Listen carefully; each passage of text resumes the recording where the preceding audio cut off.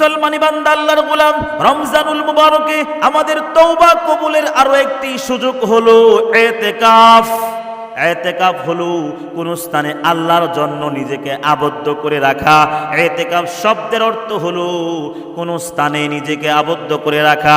শরীয়তের পরিভাষায় ইতিকাফ হলো রোজা সহ কমপক্ষে দিবারাত্র একদিন অবস্থান করা।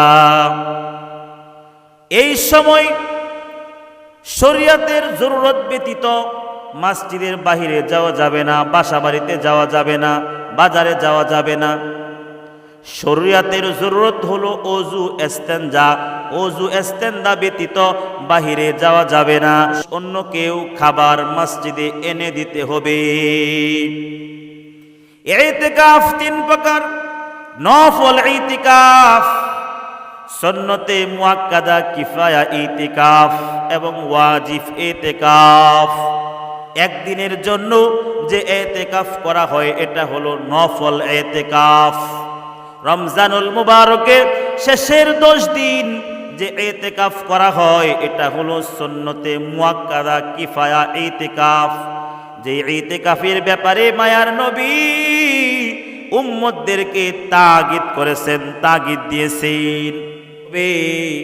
এটা যেহেতু সুন্নতে মুআক্কাদা কিফায়া ইতিকাফ, সেজন্য মহল্লার কিছু সংখ্যক লোক আদায় করলে সকলের পক্ষ থেকে আদায় হয়ে যায়।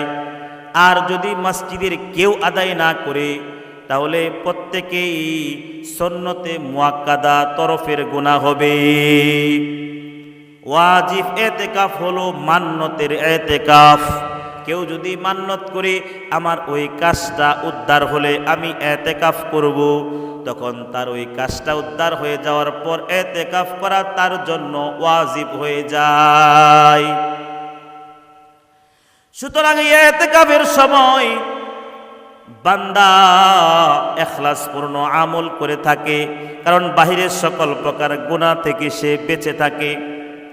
আবার বলা হয়েছে ইতিকাফে থাকা অবস্থায় বাহিরের যে সকল আমল রয়েছে, যেমন জানাজায় শরীক হওয়া, অসুস্থ ব্যক্তিকে দেখতে যাওয়া, ওয়াজ নসিহত করা বা ওয়াজ নসিহত শুনতে যাওয়া, এই সকল আমলের সওয়াব সে ইতিকাফে বসেও পেয়ে যাবে। সুবহানাল্লাহ। এই সমস্ত আমল জারি থাকবে। এজন্য মুমিনের কর্তব্য হলো রমজানুল মুবারকের শেষের দশকের ইতিকাফ করা।